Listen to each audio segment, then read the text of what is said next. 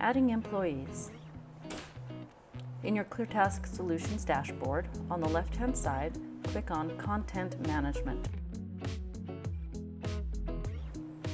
Click on Employees, and in the top middle, you'll see where you can add a new employee. Assign the role that they will be using. Add their first name and their last name. Then assign them a password. This will be used when they log in.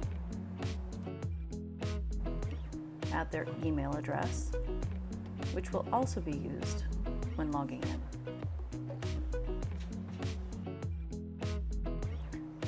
And enter their phone number. Click on Save, and you've added a new employee. You can also add employees in bulk.